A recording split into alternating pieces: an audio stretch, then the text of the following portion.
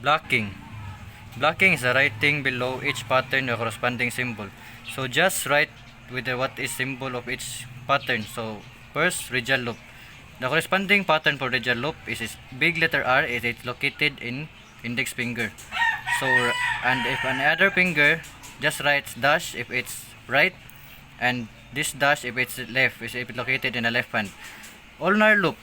Ulnar loop, just write big letter U if it's located on index finger, and just dash if it's located in left, and this dash if it's located in the right. Next is accidental loop whirl. Accidental loop whirl is just write big letter X if it's located in index finger, or X or small letter X on another fingers. Plain whirl. Plain whirl is just big letter W in any other fingers is located in any other fingers. Just write letter big W. Next is center pocket loop whirl. Center pocket loop whirl is a corresponding symbol is just letter C. Big letter C for the index, and while in other fingers is just small letter C. Double loop whirl is just big letter D on the index, while other finger is just small letter D. Here in plain arc is just write big letter A if it's located in the index, or it's not, just write small letter A.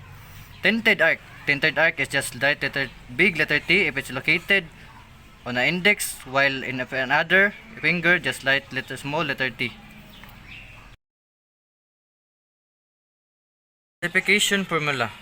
The first is the primary classification, the sum of total of numerical value of whorls. So it only concern on whorls pattern only. So what are the whorls pattern? So this is the whorl pattern, the double loop whorl, the accidental loop whorl, central pocket loop whorl, and the plain whorl.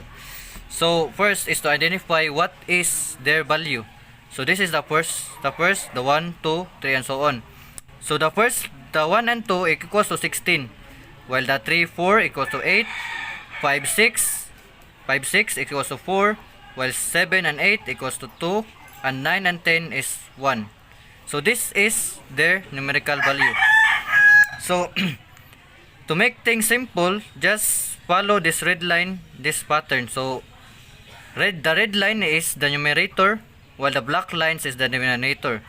To indicate, let's write this one to indicate which is the denominator and the numerator. So this is the numerator.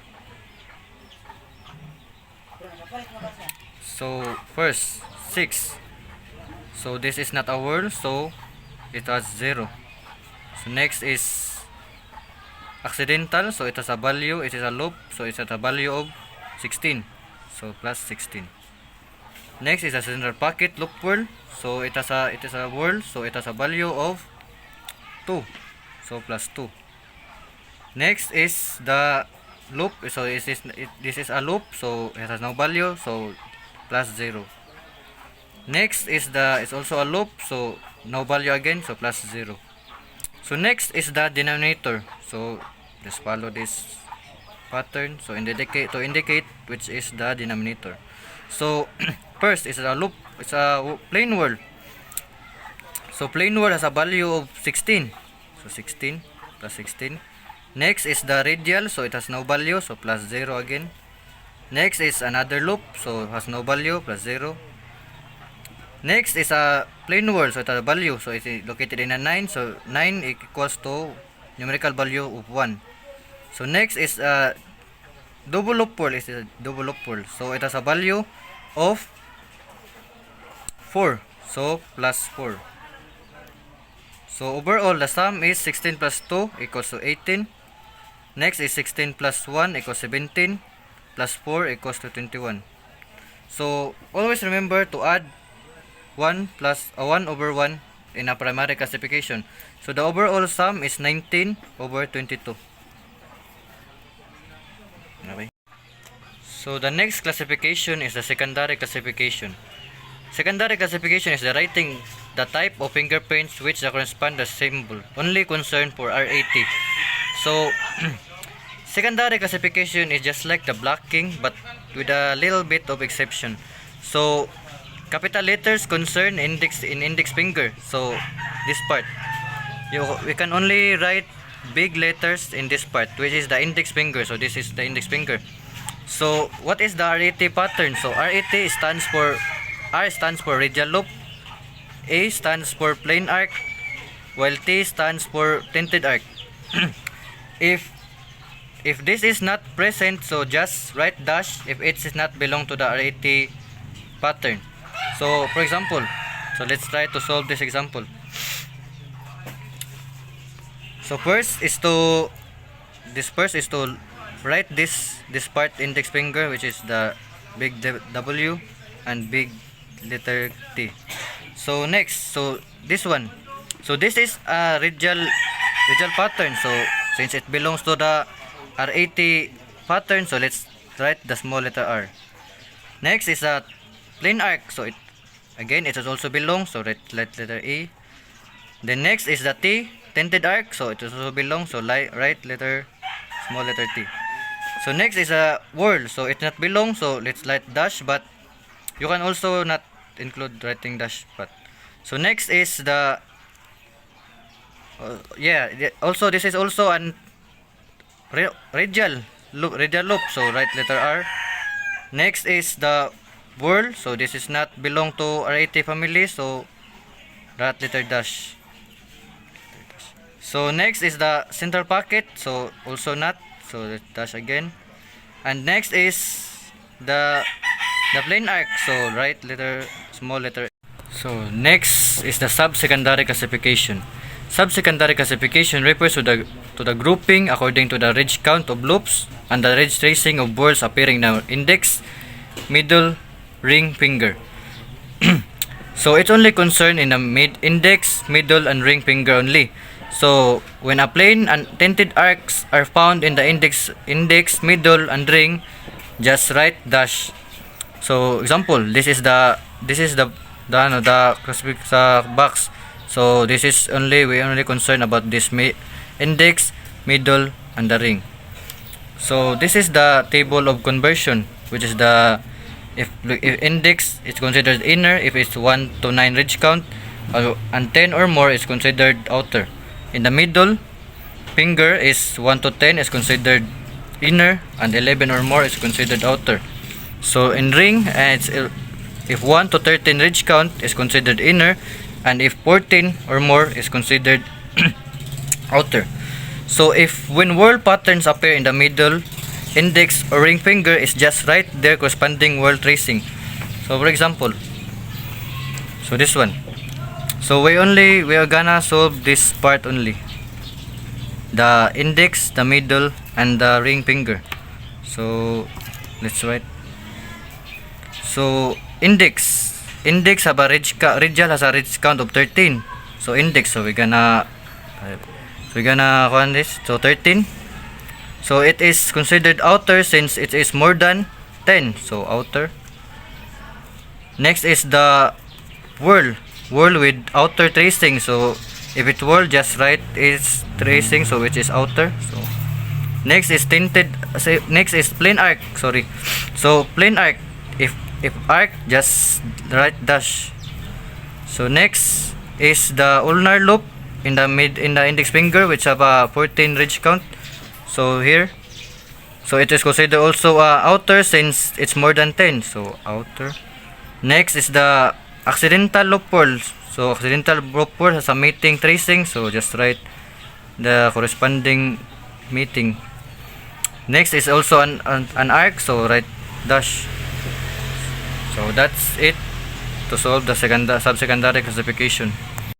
So next is the major classification. Major classification obtained by using the pattern located at the thumb. So it also is only concerned at the thumb finger. The left thumb governs the same symbol for the right thumb. So the table of conversion in the left thumb is, if it is loop, if the ridge count is 1 to 11, so it is considered small, write letter S. If it's 12 to 16, the ridge count, it's just medium, just write letter M. And if it's 17 or more, it is considered large, write letter L.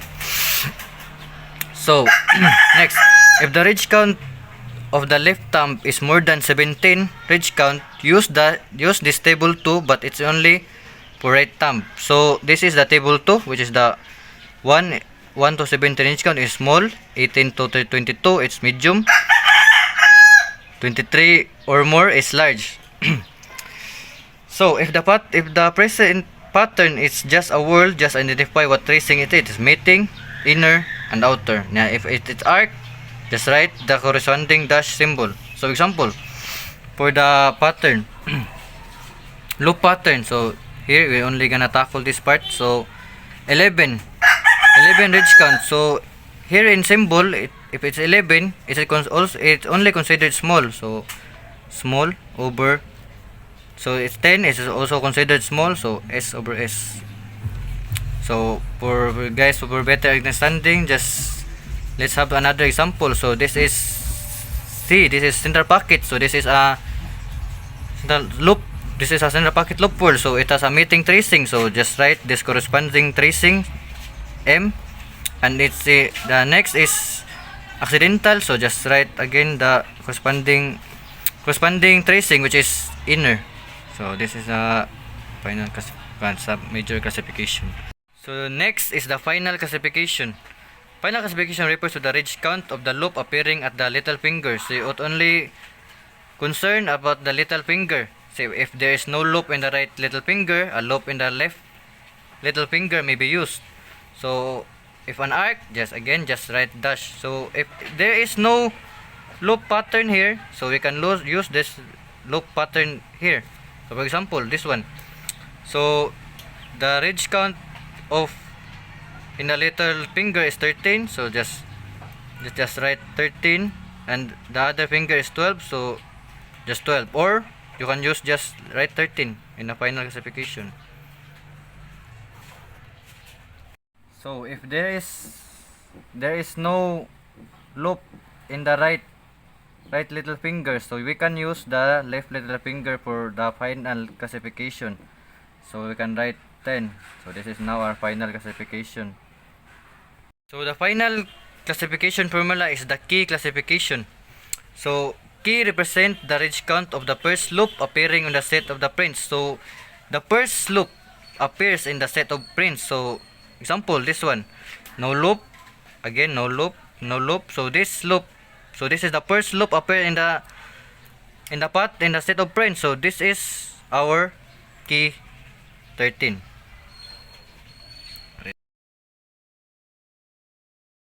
So these are the two types of arcs, the plain arc and the tinted arc. So we cannot apply the ridge tracing and ridge counting in a plain arc. So let's proceed to the loops. So this is the two types of loops, which is the radial and the ulnar, depending on the which hand is it. So how to ridge count a loop? So first is to locate the delta and the core. So this will be our core, this one, and this will be our delta. So after you locate the delta and the core, so you need to just write an imaginary line here, this one. So anything that the imaginary line touch, this will be a ridge count. So let's count. So 1, 2, 3, 4, 5, 6, 7, 8, 9, 10. So 10. So that's how you can so that's how we do a ridge count. So same as the other side. So just locate the delta, this one, and the core, this one. So again count again. So that will be your one. So next are the four types of whorls: the plain whorl, central pocket, accidental, and the double loop whorl. So to trace a whorl pattern, you just need to locate the two deltas. So this is the one, the two deltas here and here. So let's trace. So this one will be here, trace, then so it will be considered as having a two or less intervening ridges tracing. Regard this as meeting. And outer goes below to the right delta, so it will be considered as outer since it's below the right delta. Then if inner ridges runs to the right delta above, so if the ridge tracing is above this right delta, so it will be considered as inner. So there's another example. So let's try to solve what have we learned earlier from what I have teach you guys. So first is to solve the primary. So let's draw for the primary. So we're gonna apply the man and woman technique. So in order to determine which is the denominator and the numerator. So let's put first the numerator. So 0. So it is not a word pattern. Plus, so here is a word pattern, so plus 16 since it belong to 2, so 1 and 2 has a value of 16. So next is, so not a word pattern, not a word pattern again, and also not a word pattern. So let's solve for the denominator. So not a word pattern, not a word pattern, not a word pattern, still not a word pattern. And finally for this is plus 4 since it is belong to 4, so plus 4, so equals 16 4, so plus 1 over 1, so 17 over 5. So this is our primary classification. So the next is the secondary. So let's solve for the secondary. The secondary is only concerned with the RAT, which is the radial arc and the tinted arc. So we're gonna write the index pattern first, which is the big letter W and the big letter T. So it is a radial, so write small letter R. Next is a plane arc, so it include to the RAT pattern. So let's write letter A. It's also part of the RAT since it is a radial, so write R. And this is not belong to RAT, so we're gonna exclude it. So next, this is also a radial, so write letter R. Ulnar, so dash since it is not belong to RAT family. So plus next is tinted, so it is belong to rat, so write T. The next is radial, so write letter R. So this is now for our secondary classification. So next is for the subsecondary. So subsecondary is all concerned with the index, middle, and the ring. So we're gonna focus here. So W, so our plane word, so it is have a outer tracing, so we're gonna write outer. Then it is our arc, so it excluded, so write dash. Then it is a plane, it is a loop, had a ridge count of 9, and the ring finger, so it is inner, since inner. So next, so tinted arc, so it is dash. Loop pattern, so it is in the middle, so it has 10, so it is still considered inner. Then arc again, so dash. So next is for the major. So major is only focused in the thumb here part. So major, so 10, so have a ridge count of 10, so it is 10, so it belong to small. Next has a 9, so it is also belong to small. So next is the final. So it is concerned here in the little finger. So if there is no loop in the right little finger, so you can also use the left finger, which is loop. So here there's 13, so we're gonna write 13. And for the key, as I said earlier, the key is only for the first loop appearing in the finger. So here, so let's start. So it has loop already start in a thumb. So it write 10, number 10. So let's write all the classification in this form. So we're gonna follow this pattern. The key stand for key, M for major, P for primary, S for subsecondary, and SS for subsecondary, and F for final. So let's start with the key. So our key here is 10, and our major is small over small, so small over small. Next is for the primary, which is the 17 over 5. So secondary, so let's write A R over R T dash T R. Next is for subsecondary, which is the outer dash inner over dash inner dash, or you can also exclude the dash here, so since it is not in the middle. So next is for the final. So our final here is 13, so guys, write 13. So now this is now our classification formula.